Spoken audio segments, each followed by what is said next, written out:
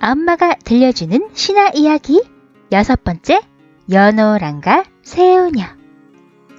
옛날 동쪽 바닷가의 작은 마을에 가난하지만 부지런한 어부 연호랑과 갓 결혼한 아내인 새우녀가 살고 있었어요. 연호랑은 아침밥을 먹고 나면 바다로 나가 고기를 잡아왔답니다. 그리고 연호랑이 바다에 나가 고기를 잡는 동안 아내인 새우녀는 밭을 일구거나 옷감을 짰다고 하는데요.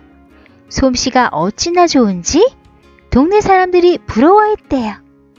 그러던 어느 날 연호랑은 여느 때와 마찬가지로 아침밥을 먹고 바다에 고기를 잡으러 나갔어요.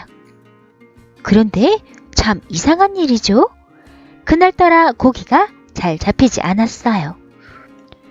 아이 참 이상하다. 오늘따라 고기가 잡히지 않네. 에이 모르겠다.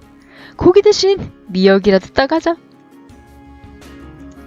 연호랑은 바닷가의 바위 위에 신을 벗고 물속으로 들어가 미역을 따기 시작했어요. 그런데 갑자기 커다란 물고기 한 마리가 나타나 연호랑을 등에 태우고 어디론가 헤엄쳐 나가기 시작했어요.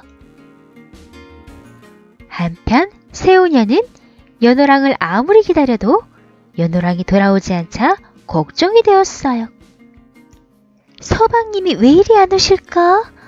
혹시 바다에 빠지신 건? 아니야, 그럴 리 없어. 서방님을 찾으러 가야겠다. 새우녀는 연호랑을 찾아 나섰어요. 새우녀는 아침 일찍 바닷가로 나갔어요. 하지만 아무리 찾아도 연호랑의 모습은 보이지 않았어요. 그렇게 한참을 찾아다니던 새우녀는 바위 위에 올려져 있는 연호랑의 신발을 발견했답니다. 아니 이건 서방님의 것인데 신발만 입고 우리 서방님은 어디로 가신 거지? 새우녀는 거북을 닮은 바위 위에 앉아 연호랑의 신발을 꾹 끌어안았어요. 그리고 어디로 사라져서 보이지 않는 남편을 생각하며 하염없이 울었어요.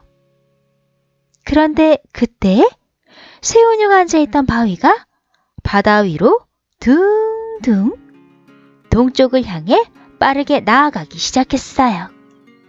대체 연호랑과 새우녀는 어디로 흘러간 것일까요? 먼저 물고기를 타고 동쪽으로 흘러간 연호랑이 도착한 곳은 외나라였답니다. 외나라 사람들은 물고기를 타고 온 연호랑의 모습을 보고 깜짝 놀라며 허리 굽혀 절을 하였습니다. 우리나라엔 아직 임금님이 없습니다. 하늘에서 그것을 알고 당신을 보내주신 듯합니다. 우리들의 임금님이 되어주세요.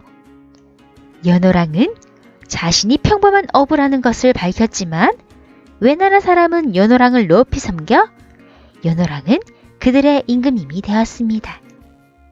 연호랑은 높은 자리에 앉았지만 새우녀에 대한 그리움이 나날이 커져만 갔습니다. 그러던 어느 날 서쪽 바닷가에서 한 여인이 바위를 타고 나타났습니다. 연호랑은 신하의 말을 듣자마자 바닷가로 갔습니다. 바위를 타고 온 여인은 바로 새우녀였습니다. 부인! 서방님! 연호랑은 새우녀를 왕비로 맞아 어지럽던 나라를 평화롭게 다스렸다고 합니다. 그런데 신라에선 큰일이 일어났다고 합니다. 연호랑과 새우녀가 외나라로 간 후 해와 달이 사라지고 여우가 나타나 사람들을 괴롭혔으며 도둑대가 많아진 것입니다. 신라의 왕은 점쟁이를 불러 점을 쳐보게 했습니다. 해와 달이 밝은 빛을 내는 힘이 외나라를 따라가서 그런 겁니다. 연호랑과 새우녀를 다시 데려오셔야겠습니다. 점쟁이의 말에 신라의 왕은 외나라로 사신을 보냈습니다. 사신의 말을 들은 연호랑은 내가 이 나라에 온 것은 하늘의 뜻입니다. 그래서 내 마음대로 갈 수가 없습니다. 이렇게 말한 후 연호랑은 사신에게 고운 비단 한 피를 주었습니다. 이 비단은 새우녀가 정성껏 짠 것이었습니다. 이 비단을 가지고 가서 하늘에 제사를 지내세요. 그러면 해와 달이 다시 빛을 낼 것입니다. 비단을 받은 사신은 신라로 왔습니다. 그리고 신라의 왕에게 이 사실을 이야기한 후 정성껏 제사를 지냈습니다. 그랬더니 해와 달이 다시 빛을 내며 신라는 다시 평온을 찾게 되었답니다.